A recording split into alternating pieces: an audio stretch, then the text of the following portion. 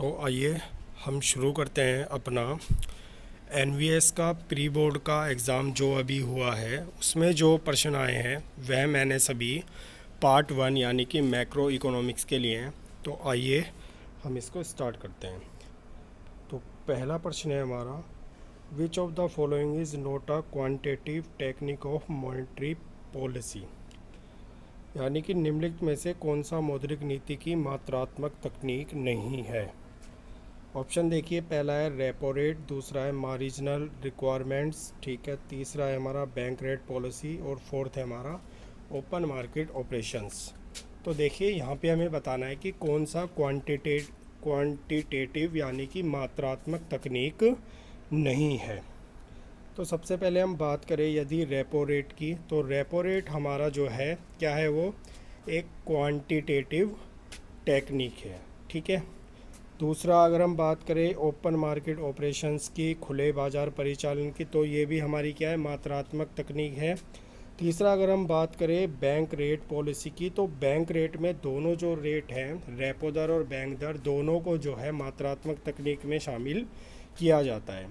लेकिन जो हमारा ऑप्शन बी है, मार्जिनल रिक्वायरमेंट्स या मार्जिन आवश्यकताएं, इनको हम हिंदी में सीमांत आवश्यकताएं भी कहते हैं, यह हमारी क्वांटिटेटिव टेक्निक्स नहीं है, बल्कि ये हमारी क्या है, मात्रात्मक उपाय नहीं है, ये हमारा गुणात्मक उपाय है, क्वालिटेटिव टेक्निक है।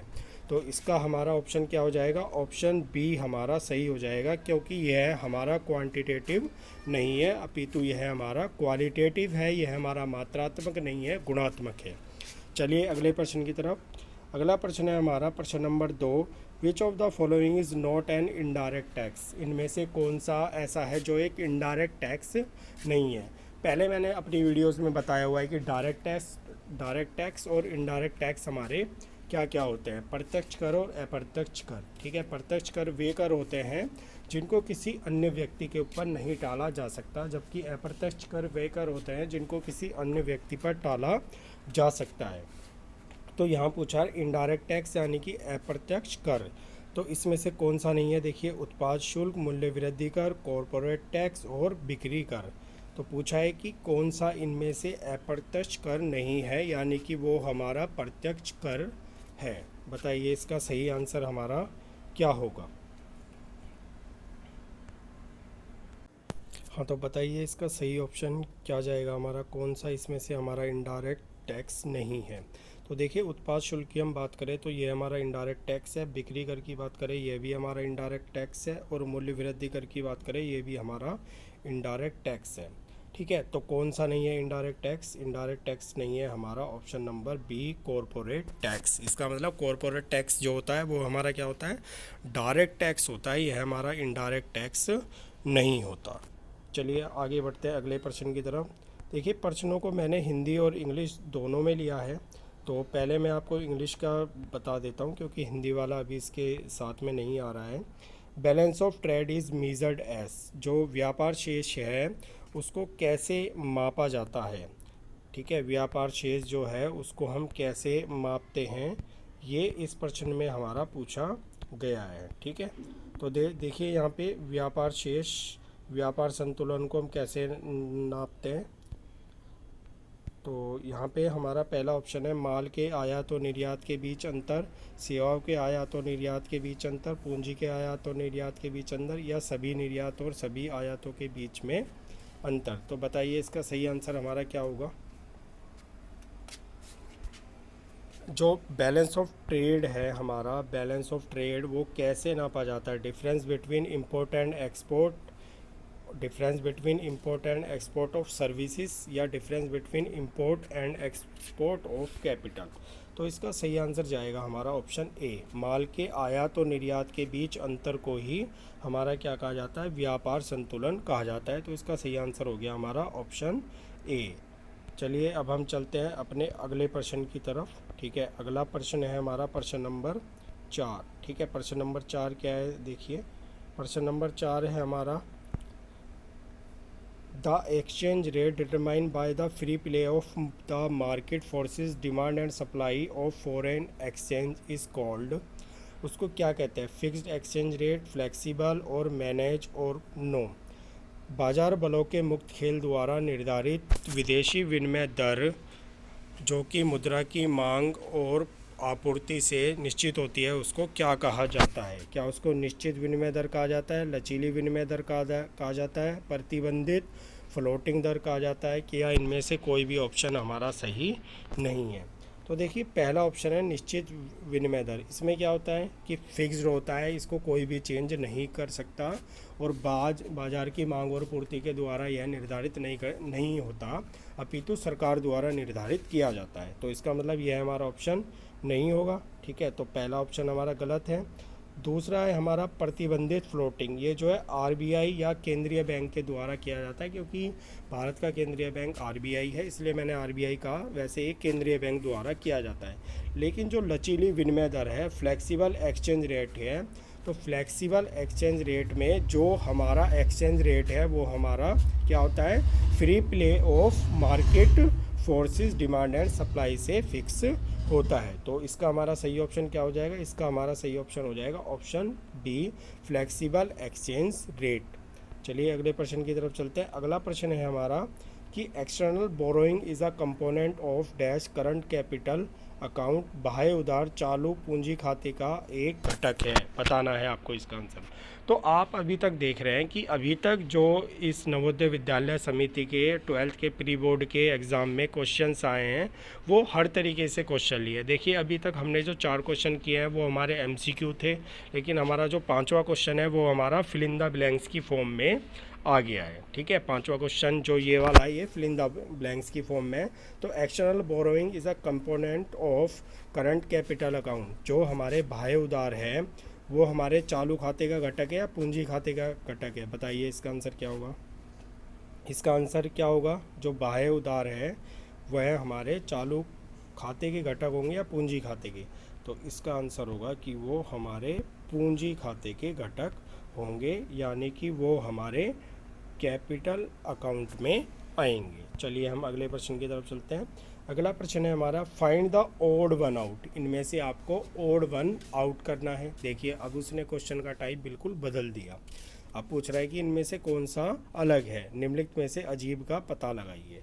भारतीय reserve bank, bank of England और यूएसए का federal reserve system, federal reserve bank of the USA. बताइए अब इसमें कौन सा अलग है? देखिए अलग में हमें सबसे पहले ये देखना पड़ेगा कि कौन से इसमें से सेम है, तभी तो हम अलग निकाल पाएंगे ना। देखिए अगर हम रिज़र्व बैंक ऑफ इंडिया की बात करें, भारतीय रिज़र्व बैंक की बात करें, तो ये क्या है, भारत का एक केंद्रीय बैंक है। इसके बाद है बैंक ऑफ इंग्लैंड। तो बैंक ऑफ इंग्लैंड भी क्या है, ये भी हमारा क्या है, एक केंद्रीय बैंक है। ठीक है, कहाँ का केंद्रीय बैंक है ये हमारा ब्रिटेन का है। तीसरा है federal reserve bank of India, federal reserve bank of the USA. तो ये भी क्या है, यूएसए का एक सेंट्रल बैंक है, केंद्रीय बैंक है। लेकिन आईडीबीआई बैंक जो है, क्या ये किसी राष्ट्र का सेंट्रल बैंक है? ये किसी भी राष्ट्र का सेंट्रल बैंक नहीं है, इसलिए ओड क्या हो गया इसमें, आईडीबीआई, और हमारा आंसर भी क्या हो गया, आईडीबीआई बैंक। चलिए अब हम चलते हैं हमारे अगले प्रश्न की तरफ। अगला प्रश्न है हमारा प्रश्न number 7। Credit creation bye commercial bank is determined by. वाणिज्यिक बैंकों द्वारा ऋण सर्जन का निर्धारण किसके द्वारा किया जाता है? जो वाणिज्यिक बैंक है वो ऋण सर्जन करते हैं तो वह किसके आधार पर करते हैं, ये हमारा क्वेश्चन में पूछा गया है। क्वेश्चन में ऑप्शन दिए हैं आपको, CRR, SLR, initial deposit, all of the above. ठीक है, बताइए सही आंसर इसका क्या होगा? देखिए ये सारे क्वेश्चन वे हैं जो नवोदय विद्यालय समिति के प्री बोर्ड के एग्ज़ाम में आए हैं। और NVS जो है वो एक बहुत अगर हम एजुकेशन के फील्ड में देखें तो बहुत नामी गिरामी स्कूल होते हैं इसके, और उसने अगर ऐसा पेपर बनाया है तो CBSE में इसी तरह के पेपर आने की पूरी संभावना बढ़ जाती है। तो बताइए इसका आंसर क्या होगा? देखिए वाणिज्यिक बैंक जो ऋण सर्जन करते हैं वह CRR, ठीक है, इस पे भी बेस्ड होता है, SLR पे भी बेस्ड होता है, और इनिशियल डिपॉजिट पर तो बेस्ड होता ही है। तो मतलब इसका आंसर क्या होगा, ऑल ऑफ द एबव। तो 7 का आंसर गया हमारा D। अब चलते हैं हम क्वेश्चन नंबर 8 की तरफ। देखिए क्वेश्चन नंबर 8 फिर से इसने क्वेश्चन नंबर 8 को फिल इन द ब्लैंक्स की फॉर्म में दे दिया है। ठीक है, क्या है question number 8? If the borrowing of the government are 1500 crore and interest payment is, ठीक है, तो देन फिजिकल डिफिसिट इज़, तो इसमें क्या पूछा है आपसे, राजकोषीय घाटा पूछा है कि यदि सरकार की उधारी 1500 करोड़ है और ब्याज भुगतान आपका 300 करोड़ है, तो बताइए कि जो राजकोषीय घाटा है वह आपका कितना बनेगा। ठीक है, सरकार की उधारी कितनी है 1500 करोड़ और ब्याज भुगतान कितना है 300 करोड़, तो पूछा है कि जो राजकोषीय घाटा है वह हमारा कितना बनेगा। तो देखिए, सरकार की जो उधारियां होती है, सरकार की जो उधार होती है, सरकार जो उधार लेते हैं उसको हम किसके इक्वल मान लेते हैं, उसको हम इक्वल मान लेते हैं राजकोषीय घाटे के। ठीक है, तो इसका आंसर हमारा क्या आ जाएगा, इसका आंसर आ जाएगा हमारा 1500 करोड़। ठीक है, नेक्स्ट क्वेश्चन देखिए, इसमें अब और भी दिया हुआ है, मतलब प्रश्न नंबर 8 में आपको एक चॉइस दे दी हुई है कि आप अगर ये करना चाहें तो ये करिए। तो चॉइस क्या है, a deficit budgeted one where the estimate revenue is than the estimate expenditure. एक बजट घाटा बजट वह होता है जहां अनुमानित राजस्व अनुमानित व्यय से होता है। बताइए इस फिल इन द ब्लैंक्स में हमारा क्या आएगा। देखिए, घाटे की जब भी बात आएगी तो घाटे में क्या होता है कि हमारे एक्सपेंडिचर ज़्यादा होंगे और रिवेन्यू कम होगा, तभी तो हमें घाटा होगा ना। अगर किसी ने कोई बिज़नेस खोला है और उसके एक्सपेंडिचर ज़्यादा हो रहे हैं, रिवेन्यू कम हो रहा है, तो उसको घाटा होगा। तो जहाँ जहाँ अनुमानित राजस्व अनुमानित व्यय से ज़्यादा या कम, इसमें आएगा जहाँ अनुमानित राजस्व अनुमानित व्यय से कम होता है। ठीक है, तो यहाँ पे क्या आ जाएगा, कम, और इंग्लिश में क्या आ जाएगा हमारा, लेस आ जाएगा। ठीक है, क्योंकि जब हमारा राजस्व कम होगा और व्यय हमारे ज़्यादा होंगे तभी हमें घाटा होगा। चलिए अगले प्रश्न की तरफ चलते हैं।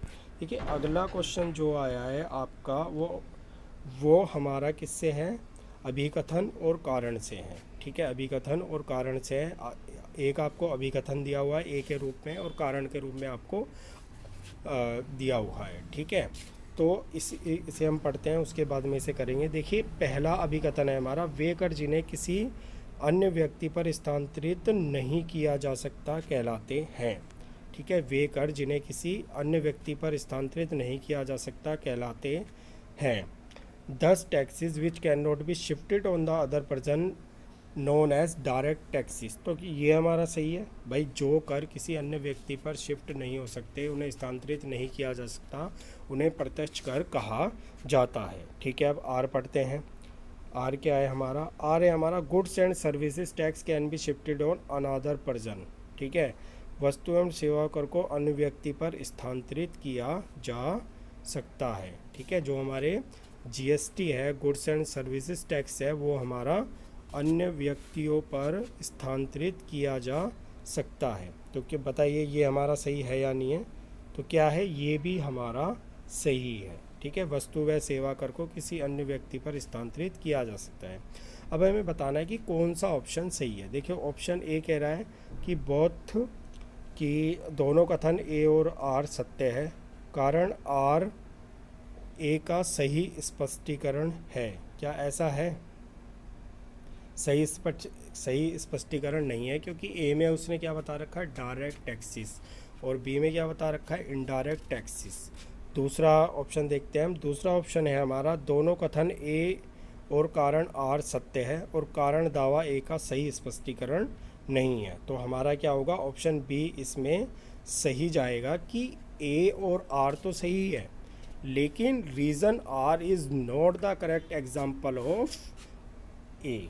ठीक है, रीज़न जो आर है वो हमारे ए का सही एक्सप्लेनेशन नहीं है। तो देखिए, इस तरीके के क्वेश्चन भी आपके इकोनॉमिक्स में आएंगे, जिसमें आपको अभिकथन और कारण दिया जाएगा और आपसे पूछा जाएगा कि कौन सा सही है और कौन सा गलत है। बेसिकली ऐसे क्वेश्चन रीजनिंग में आते हैं, लेकिन क्योंकि अब सीबीएसई ने एग्ज़ाम का पैटर्न बदल करके एमसीक्यू कर दिया है, तो अब इसमें भी आपके पक्का ये आने ही है। नेक्स्ट क्वेश्चन देखिए। नेक्स्ट क्वेश्चन में आपको एक पैसेज दिया हुआ है और उससे आपको 10 से 13 यानी कि 4 क्वेश्चन दिए हुए हैं और उनके आपको आंसर देने हैं। ठीक है, मैं एक बार इसे पढ़ रहा हूँ जिससे कि आपको ध्यान रहे ये। ठीक है, बजट रिसीट्स चलो इसको हिंदी में पढ़ लेते हैं हम, ताकि हिंदी वाले साथियों को समझ आए अच्छे से, इंग्लिश वाले तो समझ ही लेंगे। बजट रसीद से तात्पर्य एक वित्तीय वर्ष के दौरान विभिन्न स्रोतों से सरकार की अनुमानित प्राप्तियों से है। यह उन स्रोतों को दर्शाता है जहां सरकार वित्त पोषण के लिए धन प्राप्त करना चाहती है। बजट प्राप्तियां दो प्रकार की होती है, राजस्व प्राप्तियां और पूंजीगत प्राप्तियां। राजस्व प्राप्तियां वे प्राप्तियां हैं जो न तो सरकार की कोई देनदार पैदा करती है और न ही संपत्ति में कमी करती है। इसमें कर राजस्व, आयकर, निगम कर, गैर कर राजस्व, जुर्माना, दंड, विशेष मूल्यांकन, एस्चिट आदि शामिल है। पूंजीगत प्राप्तियां वे प्राप्तियां या तो देनदारियां बनाती हैं या संपत्ति को कम करती है। विनिवेश पर पूंजीगत प्राप्तियां कहलाती हैं। पूंजीगत प्राप्तियों में ऐसी वस्तुओं को शामिल किया जाता है। ठीक है, ये हमारा पैसेज था जो इसमें आया हुआ है। इसके बेस पे आपको 4 क्वेश्चन दिए गए हैं 10 से लेके 13 तक। मैं भी वीडियो को थोड़ा पॉज कर रहा हूँ ताकि आप इस पैसेज को ध्यान से पढ़ सकें, और उसके बाद 10 से 13 तक जो आपके क्वेश्चंस आएंगे तो आपको आंसर देने में आसानी होगी, क्योंकि एक ही पेज पर ये नहीं आ रहा था, इसलिए मुझे ऐसा करना पड़ रहा है।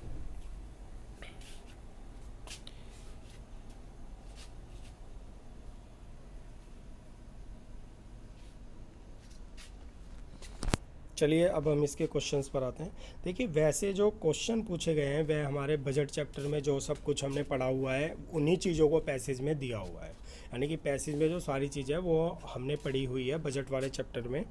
ठीक है, तो पहला क्वेश्चन है हमारा, ऐसी रसीदें जो न तो सरकार की कोई देनदारी पैदा करती है और न ही संपत्ति में कमी करती है, उसे क्या कहते हैं? यानी कि नाइदर क्रिएट्स एनी लाइबिलिटी और no reduction in assets of the government. जो ना तो लाइबिलिटी क्रिएट करती है और ना ही असेट्स को रिड्यूस करती है, उन्हें हम क्या कहते हैं?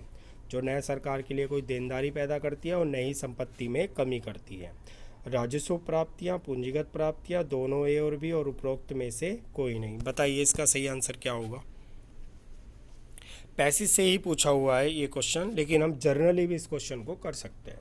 तो इसका सही आंसर जाएगा हमारा ए, रिवेन्यू रिसीट्स। ठीक है, राजस्व प्राप्तियां वे प्राप्तियां होती है जिनसे न तो सरकार की कोई लाइबिलिटी क्रिएट होती है और न ही उनकी संपत्ति में कमी होती है। अगले प्रश्न की तरफ पढ़ते हैं। प्रश्न नंबर 11, sources from where the government intend to get money to finance the expenditure. स्रोत जहां से सरकार व्यय के वित्त पोषण के लिए धन प्राप्त करने का इरादा रखती है, कौन से हैं? राजस्व प्राप्तियां, पूंजीगत प्राप्तियां, बजट प्राप्तियां, या उपरोक्त में से कोई भी नहीं है। बताइए इसका सही आंसर क्या होगा हमारा? तो इसका सही आंसर होगा बजट प्राप्तियां। देखिए, बजट प्राप्तियों में ही हमारे दोनों प्राप्तियां आ जाती हैं, राजस्व प्राप्तियां और पूंजीगत प्राप्तियां। ठीक है, तो हम अलग अलग दिया हुआ है यहाँ पे, और बजट प्राप्तियों में ये दोनों आ जाती है, इसलिए हमारा ऑप्शन जाएगा ऑप्शन सी। चलिए अगले प्रश्न की तरफ। अगला प्रश्न भी हमारा जो 12 प्रश्न भी है, ये भी हमारा किससे है? पैसे से है, जो हमारा आया था। Disinvestment reduces. जो डिसइन्वेस्टमेंट है, विनिवेश है, वो किसको कम करता है? लाइबिलिटी को, असेट्स को, टैक्सेस को, या A and B, liability and assets को? बताइए, विनिवेश किसे कम करता है? दायित्व को, संपत्ति को, कर को, या दायित्व और संपत्ति दोनों को? इस प्रश्न से संबंधित पैसेज में कुछ भी नहीं दिया हुआ, ये आपको खुद से ही लगाना है, क्योंकि यह जो है बजट और बजट वाला जो हमारा चैप्टर है उसमें से ही ये हमारा आया हुआ है। तो देखिए, जो डिसइन्वेस्टमेंट है, विनिवेश है, वो हमारा असेट्स को कम कर देता है। गवर्नमेंट की जो असेट्स होती है उनको कम कर देता है, तो हमारा ऑप्शन जाएगा बी। चलिए अगले क्वेश्चन की तरफ चलते हैं। अगला क्वेश्चन है हमारा 13। ठीक है, income tax and penalty are the example of capital receipts, revenue receipts, budget receipts. ठीक है, आयकर और जुर्माने इसके उदाहरण है। पूंजीगत प्राप्तियां, राजस्व प्राप्तियां, बजट प्राप्तियां। बताइए, जो हमारा इनकम टैक्स है और पेनल्टी यानी कि जुर्माना है, आयकर और जुर्माना, वो हमारा किसके उदाहरण है? क्या वह हमारे पूंजीगत प्राप्तियों के उदाहरण हैं, या राजस्व प्राप्तियों के उदाहरण हैं, या बजट प्राप्तियों के उदाहरण हैं? देखिए, पहले जो हमारा इनकम टैक्स है वो हमारा क्या होता है? डायरेक्ट टैक्स होता है, इनडायरेक्ट टैक्स होता है। डायरेक्ट टैक्स होता है हमारा, ठीक है। और जो पेनल्टीज़ है वो क्या है हमारी, वो हमारा नॉन टैक्स रिवेन्यू है। और इनकम टैक्स टैक्स रिवेन्यू है, टैक्स रिवेन्यू में भी डायरेक्ट टैक्सेस है, ठीक है। तो अभी हम इस प्रश्न में आते हैं, तो इसका सही आंसर जाएगा हमारा क्या, इसका सही आंसर जाएगा ऑप्शन बी, ठीक है, राजस्व प्राप्तियाँ, रिवेन्यू रिसीट्स, ठीक है। तो पैसेज के जो हमारे चारों क्वेश्चन थे 10, 11, 12 और 13 ये हमारे हो गए हैं।